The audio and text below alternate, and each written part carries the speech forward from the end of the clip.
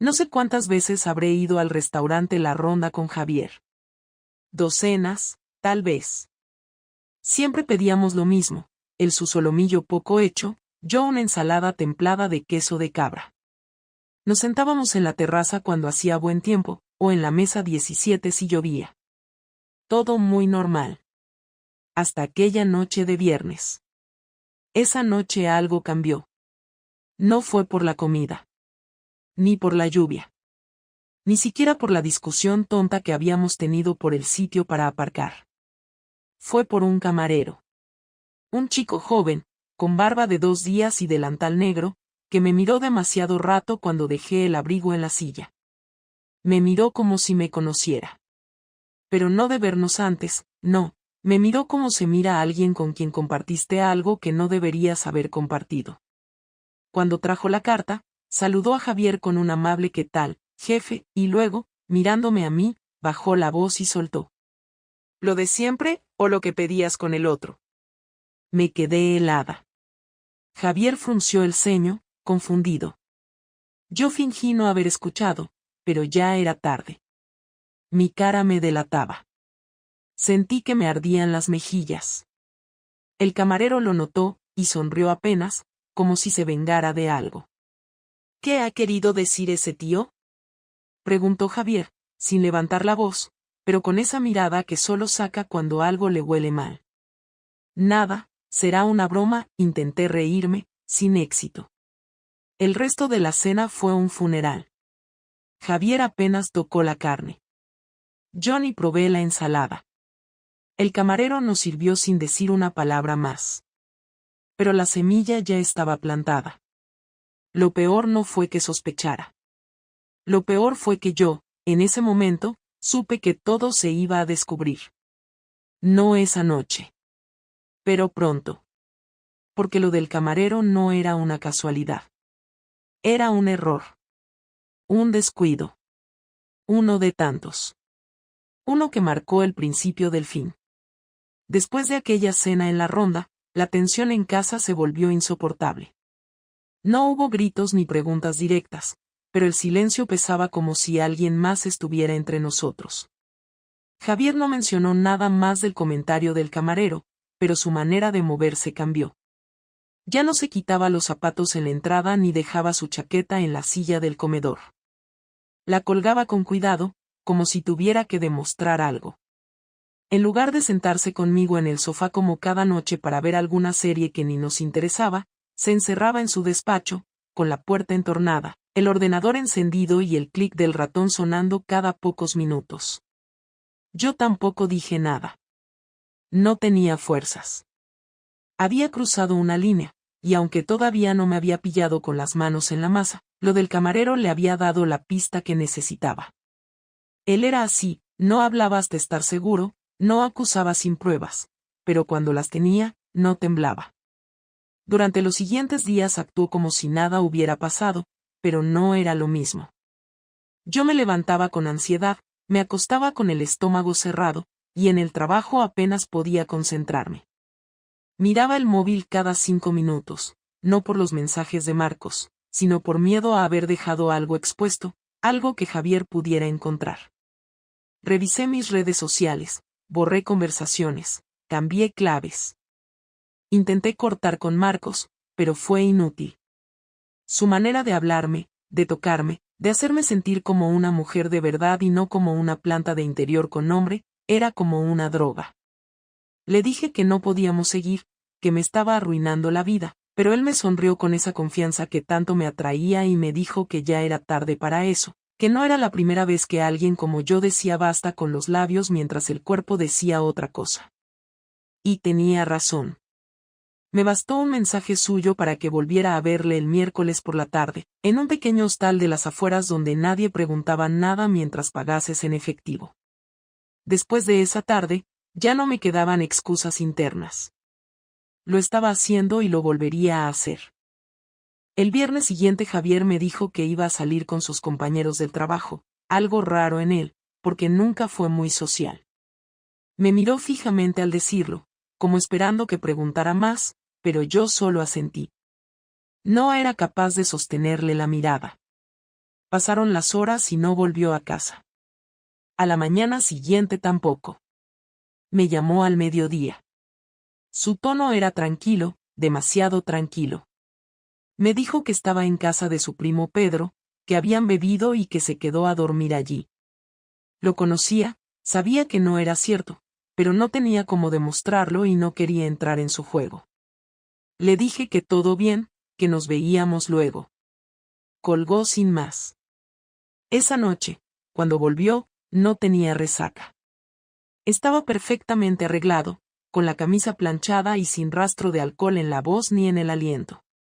Traía una bolsa con una caja de croissants de mantequilla, mis favoritos, y 2 cafés. Me los puso sobre la mesa como si fuera una mañana de domingo cualquiera. Me miró con una expresión difícil de leer, como si estuviera evaluando cada uno de mis gestos. Me preguntó cómo había dormido. Le dije que normal. Me preguntó si había salido el día anterior. Le dije que no. Luego sacó su móvil y lo dejó sobre la mesa, pantalla hacia arriba, como si fuera parte del desayuno. Pero no era un gesto inocente. Era un anzuelo. Pasaron varios minutos de silencio. Yo masticaba el croissant con dificultad, con la garganta cerrada. Él no tocó el suyo. Solo me miraba. En un momento, pulsó algo en el teléfono. Se activó la grabadora. Le dio al play. Primero escuché mi voz, clara, reconocible. Reía. Luego la de Marcos, diciéndome que tenía ganas de repetir lo del martes. Luego un beso. Largo. Moqueé. No pude fingir. Me atraganté con el croissant y tuve que levantarme. Javier no dijo nada. Se limitó a pausar la grabación y guardar el móvil en su bolsillo. Ni una palabra. Me quedé en la cocina, sin moverme. Él se levantó, metió los croissants en la bolsa otra vez y se fue al salón. Encendió la televisión como si no hubiera pasado nada. Me acerqué despacio, sin saber qué decir. Me senté a su lado, como un autómata. Él bajó el volumen y finalmente habló. ¿Quieres decirme desde cuándo? Tardé unos segundos en responder. Mi voz temblaba. Desde hace un mes. ¿Una vez? Negué con la cabeza. ¿Cuántas? 5 o 6, no lo sé con exactitud. Se levantó sin decir nada, caminó hacia el balcón y se quedó mirando a la calle. Yo no supe si debía seguirle o encerrarme en el baño a llorar. Al final me quedé sentada, paralizada. Escuché cómo cogía su chaqueta y sus llaves. Salió del piso y cerró la puerta con fuerza. No volvió esa noche. No me gritó. No me insultó. No me llamó nada. Y eso fue peor que cualquier bofetada. Porque su indiferencia me dejó claro que ya me había dejado de amar. Me miraba como a una desconocida. Y con razón. Solo entonces me di cuenta de lo que había hecho. No era una historia romántica con alguien que me entendía. Era una traición sucia, egoísta y cobarde. Y acababa de estallar en mi cara. Volvió al día siguiente por la noche. Yo había pasado el domingo sin ducharme, sin comer casi nada, con la televisión encendida solo por tener algo de ruido que rompiera el vacío. Miraba la puerta cada 20 minutos, como si pudiera adivinar en qué momento iba a abrirse. A las 10:15 la cerradura giró. No corrí hacia él ni me escondí. Me quedé sentada en el sofá con las piernas cruzadas y los ojos rojos de tanto pensar.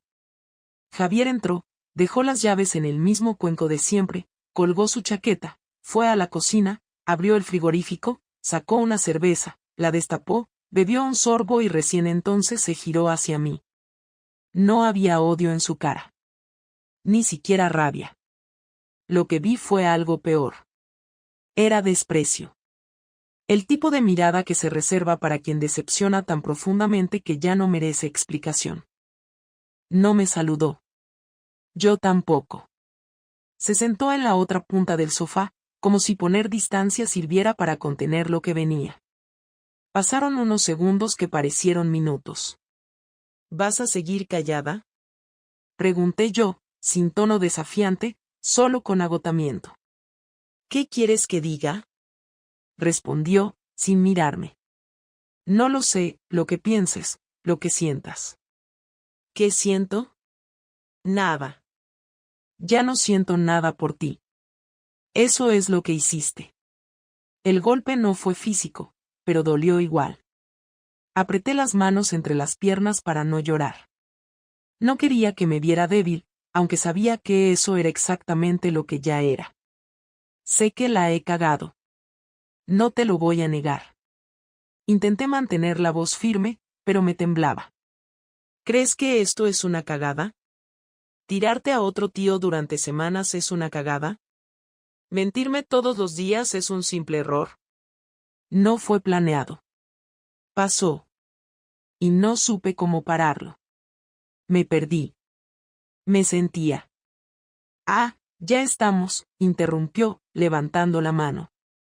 La típica mierda emocional. Que te sentías sola, que yo no te prestaba atención, que necesitabas algo que yo no te daba. ¿Es eso? No es una excusa, dije, intentando no alterarme. Solo intento que entiendas por qué. No me interesa tu por qué. Lo que quiero saber es si esto terminó o si sigues viéndolo. Me quedé en silencio. Esa era la pregunta que temía. Porque lo había visto 2 días antes. Porque no había terminado.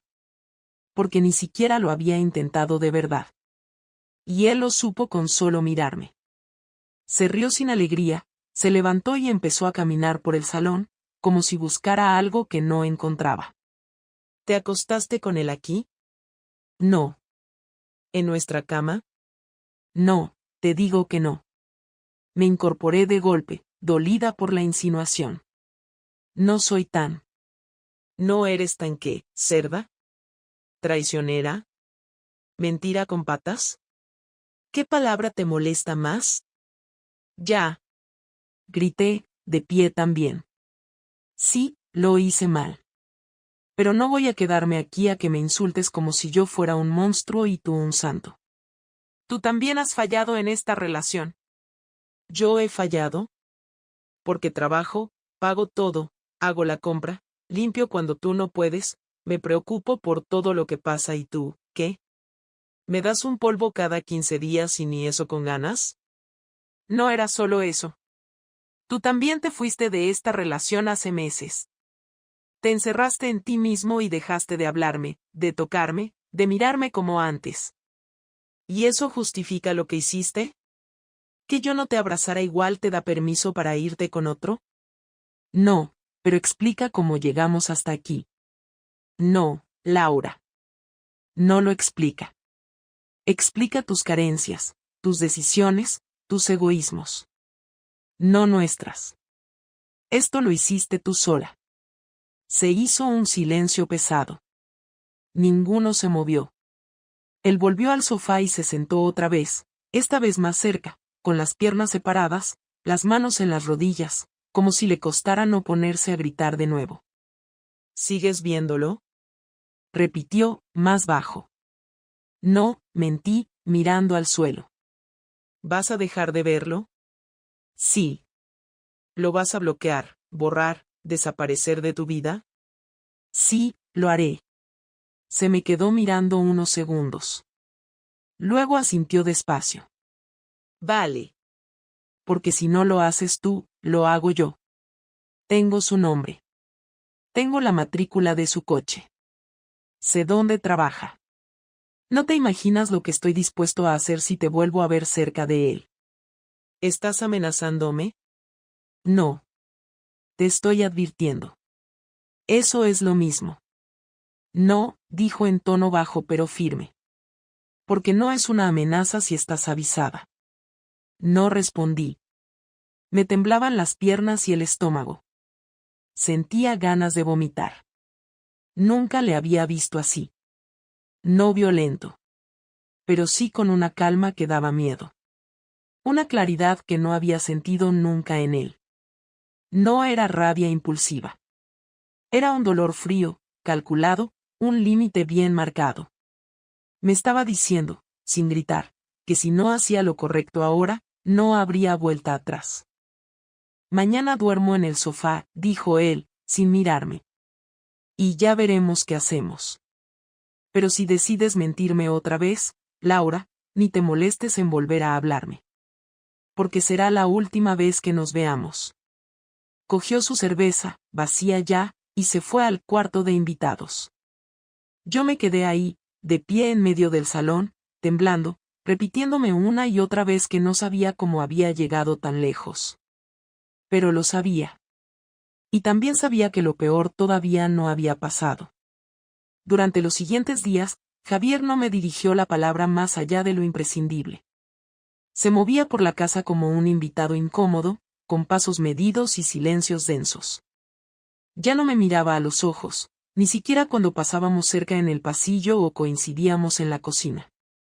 Yo había eliminado a Marcos de mis redes, borrado su número, bloqueado todo, pero esa limpieza no borraba nada. Javier lo sabía. No porque lo comprobara, no era de los que revisaban móviles, sino porque podía verme, o más bien, ya no podía dejar de ver lo que realmente era. Una mujer que había traicionado todo lo que juró respetar. Pensé que él simplemente se marcharía, que un día saldría por la puerta sin más, pero no fue así. Fue peor. Una mañana, una semana después de nuestra última conversación, me desperté con el sonido de cajas en el salón. Salí con el pijama arrugado y el pelo revuelto, y lo encontré desmontando el mueble de la entrada. Había ropa suya apilada en 2 maletas y una carpeta negra sobre la mesa con una etiqueta que decía documentación. No me dijo ni buenos días. Solo siguió metiendo cosas en silencio. Al principio pensé que se iba. El corazón me dio un vuelco, aunque no supe si de miedo o de alivio. ¿Te vas?, pregunté, sin moverme del marco de la puerta. No, respondió, sin levantar la vista. ¿Te vas tú? ¿Cómo que me voy yo? La frase me pilló sin preparación. Me acerqué, esperando una explicación. Esta es mi casa también, no puedes echarme así como así. No te estoy echando. Estoy comprando tu parte. ¿Qué? He hablado con el abogado. Mañana firmas el acuerdo. Ya está redactado. Te dejo el coche, 5.000 euros y el piso del centro que era de mis padres y que nunca quisiste reformar. En 3 días quiero que no estés aquí. ¿Estás de broma? No. ¿Y si no firmo?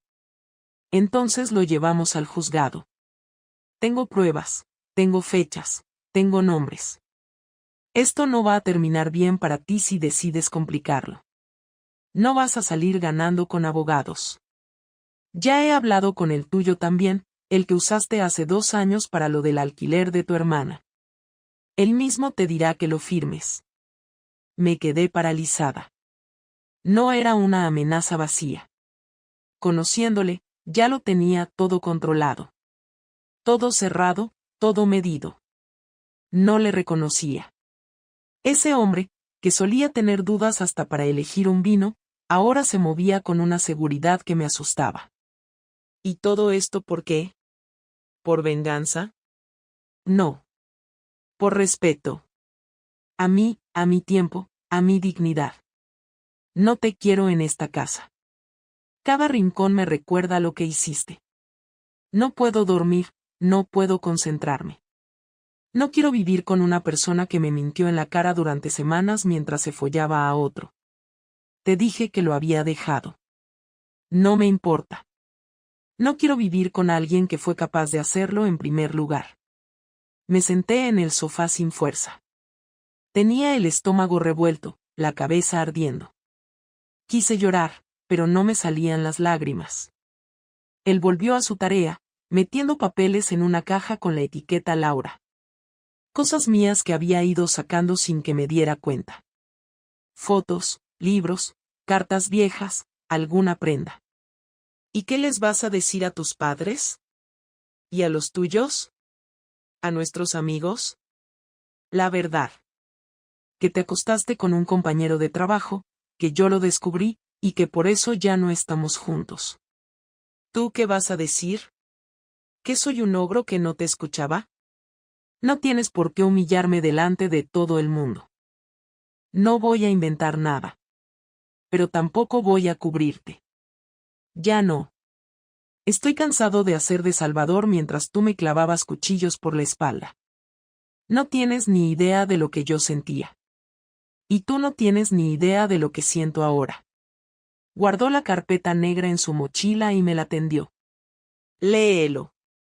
Fírmalo. Y ahórranos más desgaste. ¿Y si no tengo dónde ir? Tu hermana tiene una habitación libre. Tus padres también. El piso del centro está vacío. Opciones no te faltan. Escoge la que menos vergüenza te dé. Eres cruel. Soy práctico. Lo cruel fue lo tuyo. Se fue sin mirar atrás. Me quedé sola en el salón, rodeada de cajas con mis cosas, de papeles que no entendía, de una decisión tomada sin mi participación. No era un castigo improvisado. Era un plan meticuloso, silencioso, ejecutado con precisión. Y lo peor es que no podía culparle. Me lo había ganado. Cada mentira, cada excusa, cada tarde con Marcos, habían sido pasos hacia este punto. Ahora él solo recogía los escombros de lo que yo misma había volado en pedazos. Cuando abrí la carpeta y leí las condiciones, entendí que no tenía escapatoria.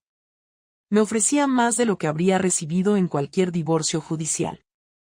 Lo hacía rápido, sin ruido, sin alargar el dolor. Me estaba dando la oportunidad de salir por la puerta sin arrastrarme. Y aún así, dolía como si me arrancaran la piel. Pensé en llamarle, en pedirle una última conversación, una tregua, algo que salvara al menos el recuerdo de lo que fuimos. Pero él no quería recuerdos. Quería olvido. Y lo estaba consiguiendo, firmando con mi nombre el fin de nuestra historia. El día que fui a firmar el acuerdo, él me citó en una cafetería del barrio donde solíamos desayunar los domingos. Me pareció una broma de mal gusto al principio, pero no estaba en posición de exigir nada. Llegué 5 minutos antes y él ya estaba allí, con una carpeta nueva y 2 cafés en la mesa. No me saludó con un beso, ni con una sonrisa. Solo un gesto con la cabeza, como quien reconoce la presencia de alguien sin que eso tenga ya ningún valor emocional. Me senté frente a él sin saber si hablar o esperar. Durante varios segundos no dijo nada. Miraba por la ventana, como si el tráfico o la gente caminando fueran más importantes que yo. Finalmente, abrió la carpeta, sacó los papeles y los puso delante de mí. Está todo igual. Solo falta tu firma. Si quieres, puedes llevártelo para leerlo otra vez o firmarlo aquí mismo. Cogí el bolígrafo con la mano temblorosa, pero no empecé a firmar. Dejé la mano suspendida sobre la primera hoja.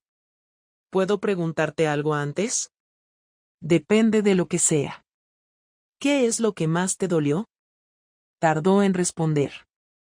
Dio un sorbo al café, lo dejó en la mesa, se acomodó en la silla. Me miró a los ojos por primera vez en días. No fue el sexo. Ni siquiera la mentira. Lo que más me dolió fue darme cuenta de que mientras yo pensaba en cómo mejorar las cosas entre nosotros, tú ya habías decidido dejar de intentarlo. Me dolió que eligieras a alguien sin nada que ofrecerte, solo porque te hacía sentir especial por unos minutos. Me dolió que no tuvieras el valor de decírmelo antes de hacerlo. Me dolió que me quitaste la posibilidad de salvar lo que teníamos porque tú ya habías decidido romperlo sin avisar. Bajé la mirada, sin excusas, sin justificaciones. No tenía sentido. Era cierto. Me adelanté a la ruptura sin haberlo dicho en voz alta, sin haberle dado una oportunidad de defendernos. No me fui por él, dije casi en un susurro. Me fui de ti, pero no porque te odiara.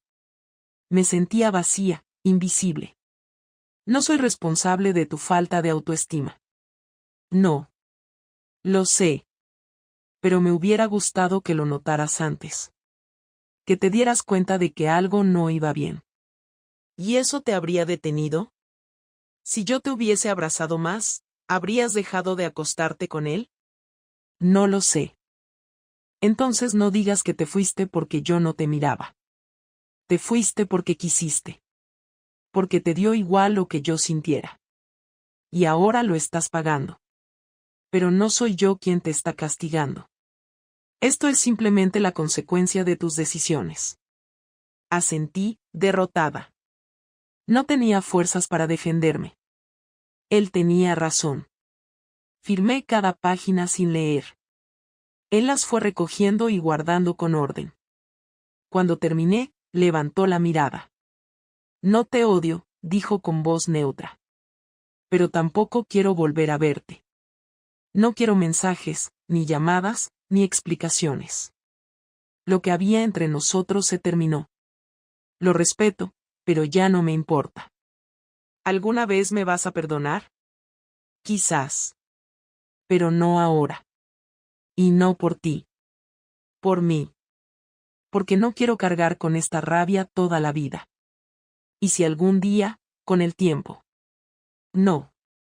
No va a pasar nada más. No quiero abrir ninguna puerta. No hay futuro para nosotros. No me hagas ese tipo de preguntas. Está bien. ¿Te vas a quedar con él? No. No hay un él. Era solo un escape. Algo que ni siquiera era real. ¡Qué pena! Lo tiraste todo por algo que ni siquiera valía la pena. Lo sé. Volvió a mirar por la ventana, como si la conversación ya estuviera cerrada. Gracias por no destruirme más de lo necesario. Intenté hacer lo correcto ahora, aunque ya era tarde. Sí. Y eso te lo reconozco.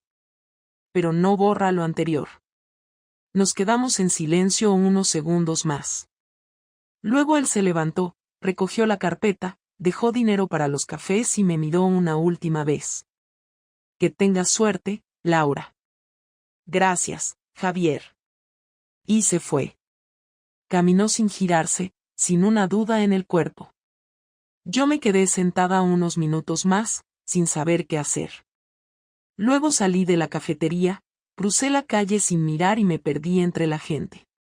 La relación estaba oficialmente terminada. No había gritos, ni insultos, ni escenas dramáticas. Solo una firma, una conversación limpia y una puerta cerrándose sin ruido. Sabía que no iba a volver a verle. Ni siquiera en cumpleaños o reuniones comunes. Él no era de esos que mantienen una amistad con una expareja. Él era de los que, cuando cierran un capítulo, no vuelven a abrir el libro. Y yo había sido el capítulo más largo y más triste de su historia. Me fui del piso 3 días después de firmar, con una maleta grande, una mochila y una caja de cartón mal cerrada que metí a presión en el coche. No lloré al cerrar la puerta. Ni siquiera me paré a mirar atrás. Javier no estaba allí. Se había ido esa mañana temprano y me dejó un juego de llaves con una nota seca que decía déjalas en el buzón cuando te vayas. Me instalé en el piso del centro que él me había cedido, el mismo que siempre desprecié por ser viejo, ruidoso y demasiado pequeño. Ahora era mío, y por primera vez en semanas me encontré completamente sola, sin excusas, sin ruido de fondo, sin nadie a quien culpar por el desastre. No había llamadas, ni mensajes, ni explicaciones que dar. Marcos intentó escribirme al tercer día, con un mensaje escueto que decía ¿ya estás bien? Lo bloqueé sin contestar. No por rabia, sino porque todo lo que tenía que ver con él me recordaba en que me había convertido. No era su culpa. No me engañó, no me presionó. Yo me metí sola en eso. Yo lo permití, lo busqué, lo mantuve. Porque sí, fue cómodo culpar al vacío, a la rutina, a la falta de atención, pero la verdad es que nadie me obligó a nada. No estaba secuestrada, ni oprimida, ni anulada. Tenía voz, tenía opciones, tenía la capacidad de decir no y decidí no hacerlo. Durante los primeros días en el nuevo piso, me dediqué a hacer lo mínimo, dormir, comer mal, trabajar desde casa y evitar el espejo. Mi hermana me llamó varias veces, pero no contesté. Le escribí un mensaje corto: estoy bien, no quiero hablar por ahora. Mis padres también preguntaron, pero no entraron en detalles. Sospechaban que algo había pasado con Javier, pero sabían que si presionaban, yo me encerraría más. Con el paso de los días, fui ordenando las cosas. No físicamente, sino mentalmente. Me obligué a escribir en una libreta cada noche. Sin adornos, sin excusas, solo hechos. Empecé con listas. Cosas que hice mal. Cosas que podía haber dicho y no dije. Momentos donde sabía que estaba cruzando una línea y no hice nada para evitarlo. Era brutal leerlo.